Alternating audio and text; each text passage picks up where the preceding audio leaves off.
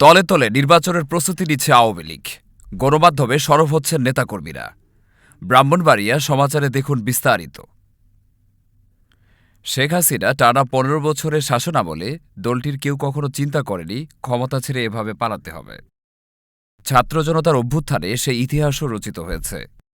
৫ই আগস্টের পর আওয়ামী লীগ অনেকটাই হাওয়া হয়ে গিয়েছিল। তবে আবারও সরব হতে শুরু করেছে দলটির কেউ কেউ। বিশেষ করে সামাজিক যোগাযোগ মাধ্যমে দিচ্ছেন স্ট্যাটাস দলটির অনেকেই, গণমাধ্যমে পাঠাচ্ছেন বিবৃতিও। গেল কয়েকদিন নির্বাচন নিয়েই বেশি কথা বলেছে আওয়ামী লীগ নেতারা। এরই মধ্যে সাবেক প্রধানমন্ত্রী শেখ হাসিনার ছেলে সজীব ওয়াজেদ জয় নির্বাচন ইস্যুতে আওয়ামী লীগের অবস্থান পরিষ্কার করেছেন।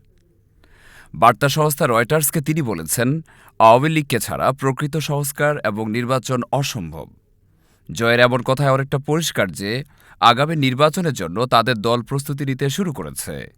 যদিও দলের শীর্ষ পর্যায়ের বেশিরভাগ নেতাই জেলে নয়তোবা দেশের বাইরে পালিয়ে গেছেন।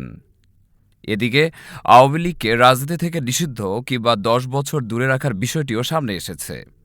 এ নিয়ে আলোচনা সমালোচনা হচ্ছে। প্রতিবাদে সরব হয়েছেন আওয়ামী লীগের যুগ্ম সাধারণ সম্পাদক মাহবুবুল আলম হানিফ, অ্যাডভোকেট জাহাঙ্গীর কবির নানক। তারা তীব্র নিন্দা ও প্রতিবাদ জানিয়ে দিয়েছেন বিবৃতিও।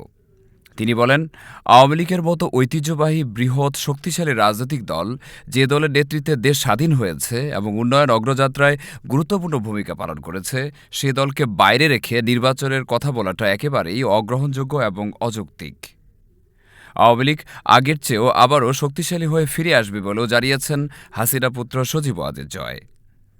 তারই সুরে সুর মিলিয়েছেন মাহবুবুল আলম হানিফ।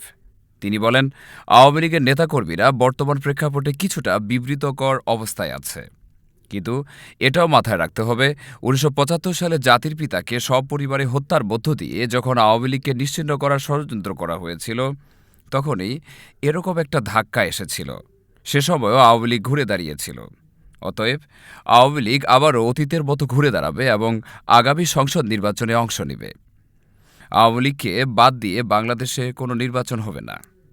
নিউজ ডেস্ক, ব্রাহ্মণবাড়িয়া সমাচার।